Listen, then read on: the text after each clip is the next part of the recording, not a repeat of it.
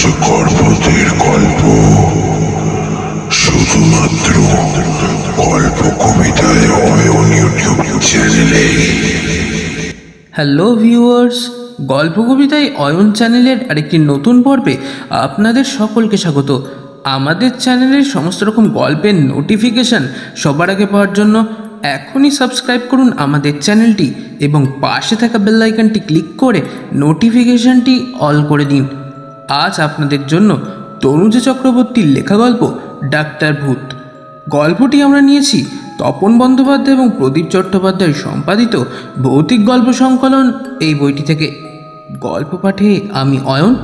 তো আর বেশি কিছু না বলে শুরু করা যাক আজকের গল্প। কাল কালী পুজো, আজ ভূত চতুর্দশী।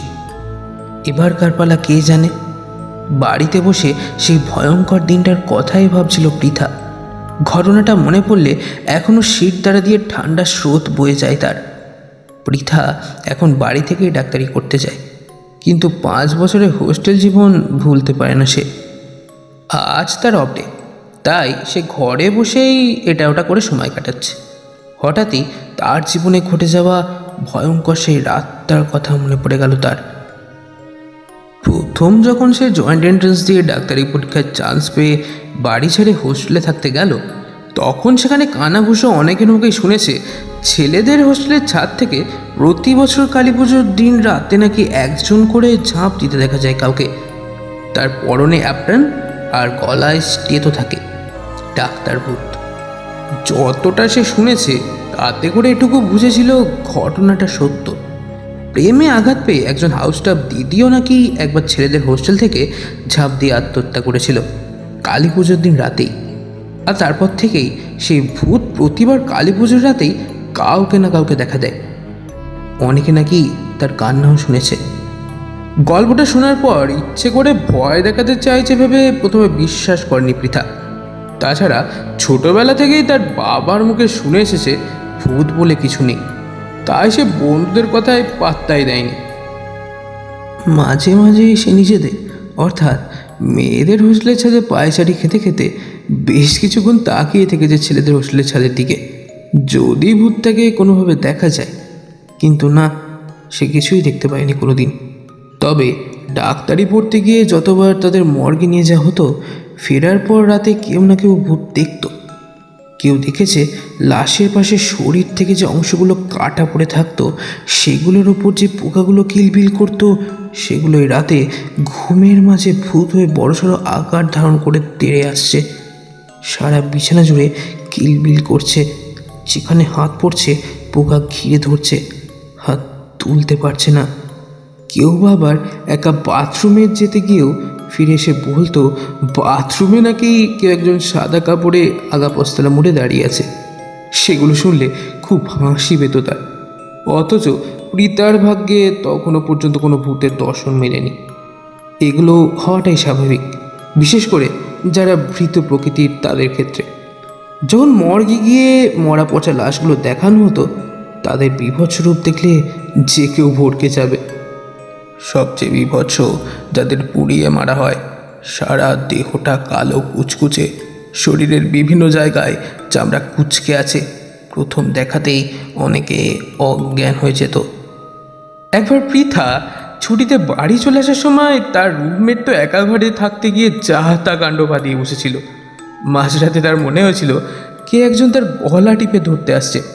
এমন কান্নাকাটি জুড়েছিল, গোটা হোস্টেলের সবাই যে যে অবস্থায় ছিল হাজির হয়েছিল তার কাছে। পরদিনই সে তার বাবাকে ডাকিয়ে এনে বাড়ি চলে গেছিল। এই দিন 15 বাড়িতে কাটিয়ে ফিরেছিল হোস্টেলে। এইভাবেই নিত্যদিনের ভূতের রাজত্বে বাস করতে করতেও তাদের সঙ্গে ভাব ভালোবাসা জমে ওঠেনি যাদের, তারাই মাঝে মাঝে ভূতেদের দর্শন পেত। কিন্তু সেই বৎসরই ভূতের দেখা পাওয়া ভাগ্য কিন্তু সবার হয়নি। যাদেরকে সে দেখা দিয়েছে তারাও কেউ সঠিকভাবে বলতে পারেনি তারা কি দেখেছিল। তবে সবাই ভূতের পোশাকটা হুবহু মিলিয়ে দিত। নানান জনের মুখে নানান রকম গল্প শুনতে শুনতে পৃথার মনে একটা জেদ চেপে গিয়েছিল, যেভাবেই হোক তাকে সেই ভূতের দেখা পেতেই হবে।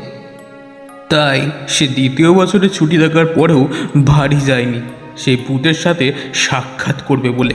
তার প্রথম বছরেও কালী পুজোর সময়ও সেই ভূত বয়েজ হোস্টেলের এক দাদাকেই দেখা দিয়েছিল। পৃথা তখন বাড়িতে ছিল। সে নাকি অবিকল জ্যান্ত মানুষের রূপ ধারণ করেছিল। দাদা তাই ছাদে উঠে হঠাৎই কাউকে আত্মহত্যা করতে যাচ্ছে দেখে তাকে জড়িয়ে ধরে আটকাতে গিয়ে ছাদের ওপরে কেটে একসা কাণ্ড বাঁধিয়ে ছেড়েছিল। কতদিন সেই কাণ্ড নিয়ে দাদার বন্ধুরা তার পেছনে লেগেছিল, কিন্তু দাদা নাকি সেই দৃশ্যের কথা ভাবলেই তার গায়ে কাঁটা দিয়ে উঠত। সেবার পৃথার সব বন্ধুরাই প্রায় বাড়ি চলে গেছিল, শুধু যাদের খুব দূরে বাড়ি তারাই ছিল হোস্টেলে। আর ফাইনাল ইয়ার আর ইন্টার্ন দিদিদের পুরো গ্রুপটাই ছিল। যাই হোক, সারাদিন এদিক সেদিক করে সন্ধেবেলা দিদিদের সঙ্গে বাজি পুড়িয়ে রাতের খাবার দাবার খেয়ে যে যার ঘরে শুতে চলে গেছিল। যায়নি শুধু পৃথা। সে সোজা ছাদে উঠে একটা চেয়ার নিয়ে বসে পড়ল ডাক্তার ভূত দেখবে বলে।